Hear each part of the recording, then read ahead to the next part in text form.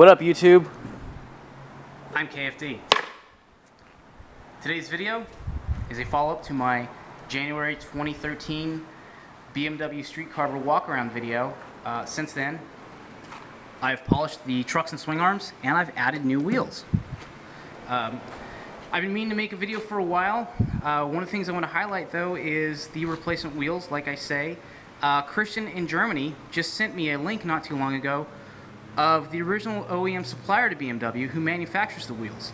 They manufacture them on a case-by-case basis, and they're $75 a wheel. I don't know about you guys, but $300 for wheels, those are more than tires on my car. But I did manage to find a nice alternative. A few years ago, actually shortly after the video was made, I was walking through my local Pep Boys, and in the toy section, they have the little mini scooters and the go-karts and all that sort of stuff, all the kids' toys.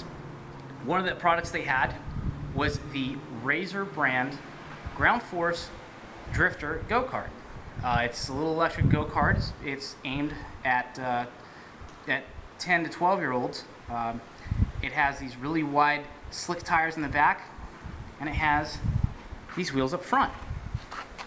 So naturally, I was a little intrigued by the similarity between these and the service replacement wheels of the StreetCarver. And for 30 bucks a pair, what's to lose? So I ordered two pairs of wheels, and when I got them here, first thing I noticed was the bearings were a little bit different. The problem being, the BMW StreetCarver utilizes these 10mm diameter bearings, and also the outer bearings are a little bit larger as well. Now the problem was I had to find a bearing that matched the inner diameter and the outer diameter to fit these wheels, because on the original GroundForce Drifter Go-Kart, the inner diameter bearing size is the same as the skateboard. And Mark Blanchard, since you were giving me a lot of grief on my last video, saying that I'm a poser, I don't know how to ride, and I spent too much money on this piece of crap, and everything else that an internet troll likes to say, here you go. This is my 1989 Ray Barbie Powell-Peralta deck I've had for many, many years. I just now, not too long ago, put this thing back together and started using it. I'll explain why in a little while. But in true hot rodding fashion, I put Carver trucks on it. So, back to the StreetCarver. I had to get the bearing dimensions. I went online, found the series of bearings that I needed, and I went over to my local Grainger hardware store.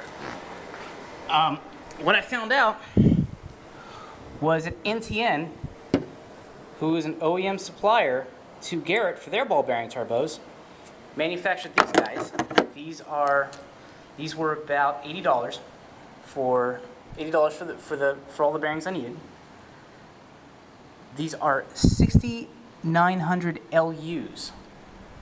Any 6900 series will work. I just like the rubber inserts so I can repack them and clean them. And again, like I say, they're in Garrett ball bearing turbos and other aerospace parts. They're good enough for my StreetCarver. One of the other things that I wanted to show you guys as well is, like I say, I don't really use the skateboard as much as I used to anymore. One of the big issues, you can see right there, when this thing comes into focus, are stress fractures.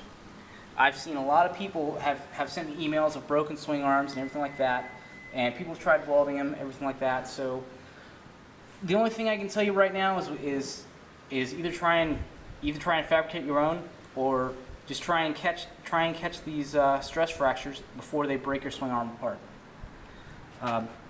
Another issue, again, as we know, with parts that are no longer available, I'd also like to point out as well that these are rear stabilizer links off the early 2005 series. Moog, the aftermarket component company, makes these. They don't last very well. I've had a couple on here, but you can go down to your local Pep Boys or Kragen or whoever and get these parts. Also, these little roundels. These little roundels, normally the BMW logo goes here to cover up the bolts. These are a little bit larger than the roundels that you see on the key fob, but the nice thing is the BMW S1000RR has this roundel on one of the upper triple trees as a decorative element. So I will provide that part number as well in case you need those. But again, another issue that I found out was, again, the problem with parts being no longer available is the grip tape. Your normal skateboard uses adhesive backed, almost like sandpaper grip tape. The BMW StreetCarver utilized a rubber mat. I couldn't find a rubber pad that had the correct grain, didn't look right, didn't have the right dimensions, or had the right properties. So what I did was I went down to my local hardware store and I got Rust-Oleum Leak Seal rubberized texture coating.